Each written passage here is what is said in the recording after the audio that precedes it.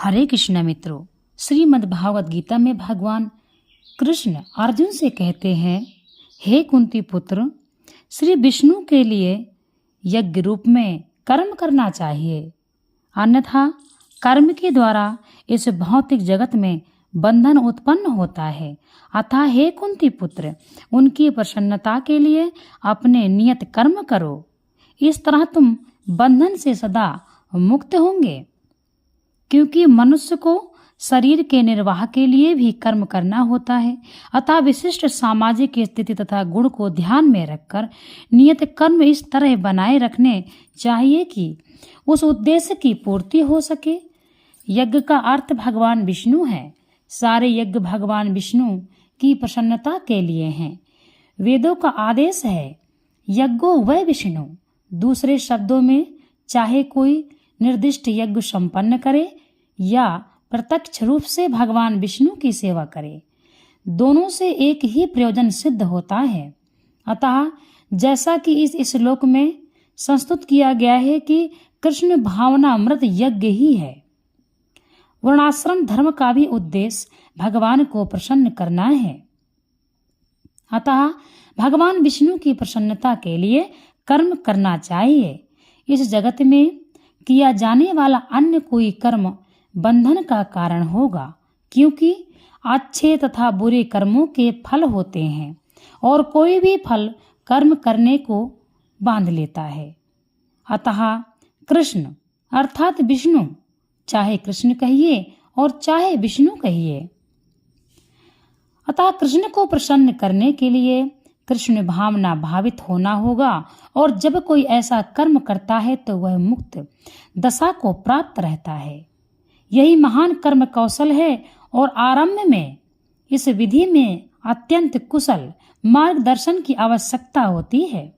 हे कुंती पुत्र, अतः भगवत भक्त के निर्देशन में यह साक्षात भगवान कृष्ण के प्रत्यक्ष आदेश के अंतर्गत, अर्थात जिनके अधीन अर्जुन को कर्म करने का अवसर मिला था, मनुष्य को परिश्रम पूर्वक कर्म करना चाहिए।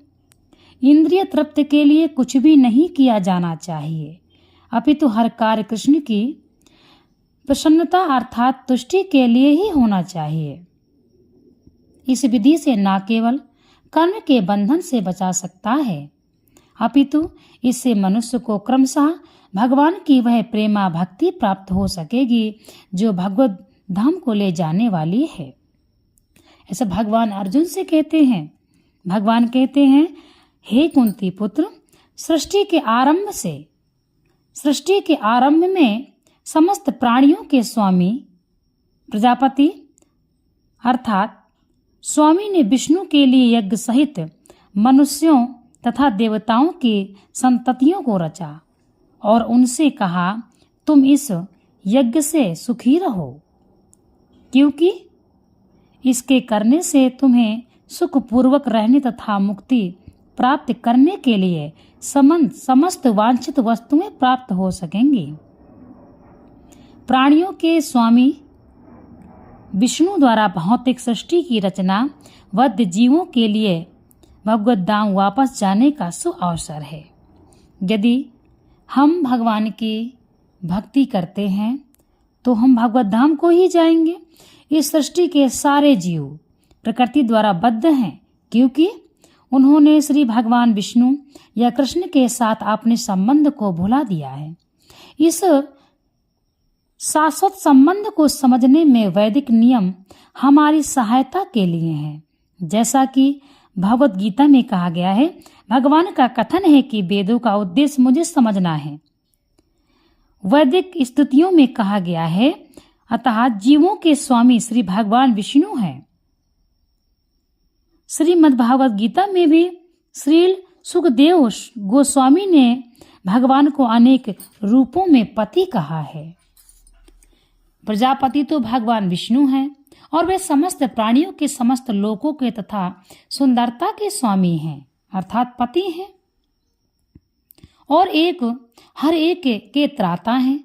भगवान ने इस भौतिक जगत को इसलिए रचा कि वध्य जीव यह सीख सके कि वे विष्णु को प्रसन्न करने के लिए किस भौतिक किस प्रकार के यज्ञ करे जिससे वह इस जगत में चिंता रहित होकर सुखपूर्वक रह सके तथा इस भौतिक देह का अंत होने पर भगवत धाम को जा सके।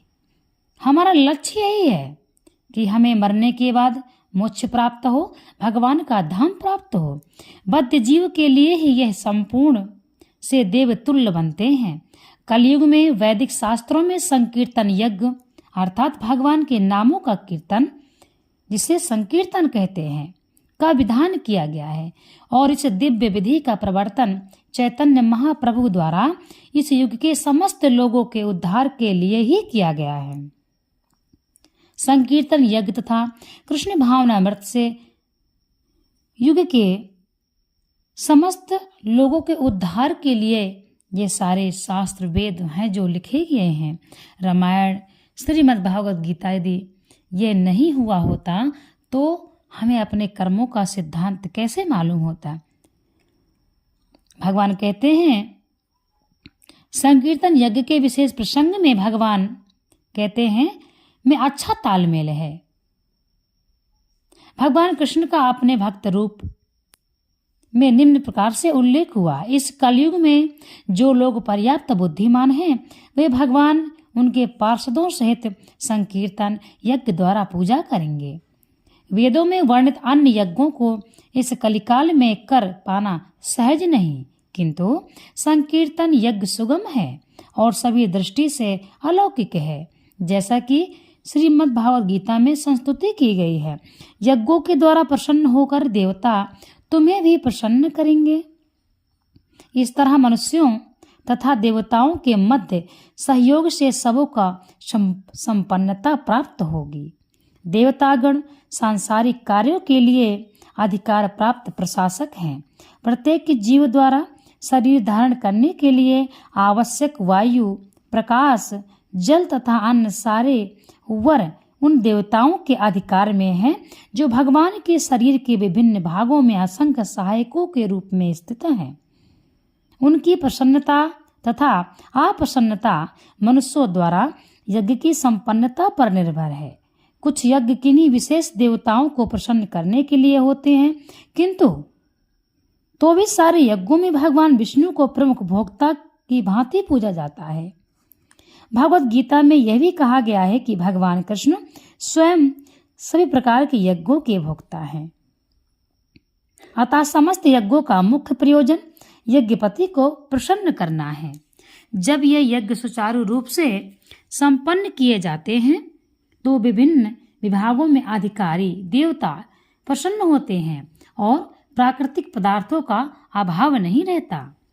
भगवान कहते हैं यज्ञों का संपन्न करने से अन्य लाभ भी होते हैं, जिनसे अनंत भवबंधन से मुक्ति की मिल जाती है। यज्ञ से सारे कर्म पवित्र हो जाते हैं। यज्ञ से मनुष्य के खाद्य पदार्थ शुद्ध होते हैं और शुद्ध भोजन करने से मनुष्य का जीवन शुद्ध हो जाता है। जीवन शुद्ध होने से स्मृति के सूक्ष्म तंतु शुद्ध होते हैं और स्मृति तंतुओं के शुद्ध होने पर मनुष्य मुक्ति मार्ग का चिंतन कर सकता है।